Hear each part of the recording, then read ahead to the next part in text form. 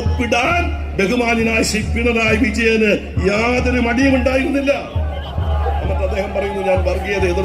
എന്നിട്ട് അദ്ദേഹത്തെ നമ്മുടെ ബഹുമാനി വി ഡി സതീശനാണ് ഇങ്ങോട്ട് കടന്നു വരുന്നത്. ആളുകളുടെ ആരവത്തോടു കൂടി അദ്ദേഹം കടന്നു വരുന്നു.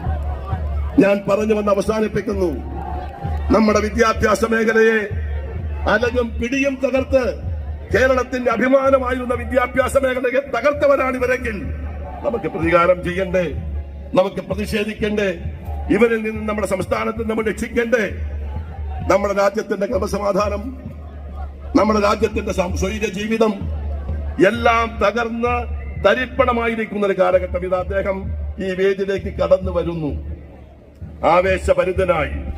ജനാധിപത്യ വിശ്വാസികളുടെ, മതേതരത്വ വിശ്വാസികളുടെ അനുഗ്രഹാശിസുകളാകുന്ന ഗീതോപദേശമേറ്റ് ഒരു വിജൃംഭിത വീരനായ കുരുക്ഷേത്ര സവ്യസാചിയെ പോലെ ഈ വേദിയിലേക്ക് കടന്നു വരുന്നു നമ്മുടെ പ്രിയങ്കരനായ കോടതിയിൽ നമ്മൾ ഈ ദുർഭരണക്കാരെ വിചാരണ ചെയ്യുക തന്നെ ചെയ്യും. നമുക്കറിയാം, ഒരു നാടിന്റെ ഘടനയിൽ ഏറ്റവും പ്രധാനം എന്താണ്? അതിന്റെ സമ്പദ്ഘടനയാണ്. ആ സമ്പദ്ഘടന നാടിന്റെ നട്ടെല്ലാണ്. ആ നട്ടെല്ല് ഇവർ തകർത്തു. പിന്നെ എങ്ങനെയാണ് ചലിക്കാൻ കഴിയുക ഒരു നാടിന്?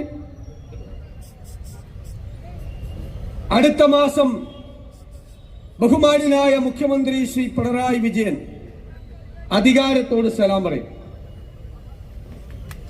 സംശയമൊന്നും വേണ്ട. പക്ഷേ പോകുമ്പോൾ 6 ലക്ഷം കോടി രൂപയുടെ കടബാധ്യത മലയാളിയുടെ തലയിൽ കെട്ടിവെച്ചിട്ടാണ് പോകുന്നത്. പിന്നെ വേറെ 10,000 കോടി രൂപയുടെ ബാധ്യതകൾ.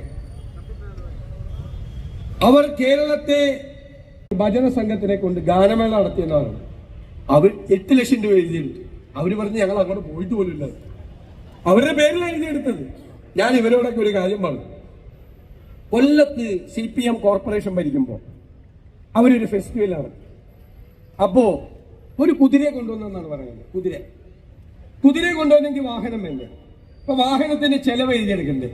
അപ്പൊ വാഹനത്തിന്റെ ചെലവ് എഴുതുമ്പോൾ, വൗച്ചർ എഴുതുമ്പോൾ വാഹനത്തിന്റെ നമ്പർ എഴുതണം. അപ്പൊ കുതിരയെ കൊണ്ടുവന്ന വാഹനത്തിന്റെ നമ്പർ വൗച്ചറിൽ എഴുതി. ഓഡിറ്റുകാർ പരിശോധിച്ചപ്പോ ഈ കുതിരയെ കൊണ്ടുവന്ന വാഹനം മാരുതി 800. മാരുതി 800 കുതിരയെ കൊണ്ടുവന്ന ബിരുദന്മാരാണ് ഇവന്മാർ. അപ്പൊ അവർ അതേ ടീമാണ് ഇവിടെ വർക്ക് ചെയ്തുകൊണ്ടിരിക്കുന്നത്. ആഗോള അയ്യപ്പ സംഗമത്തിന്റെ കണക്ക് എഴുതിയിരിക്കുന്നു.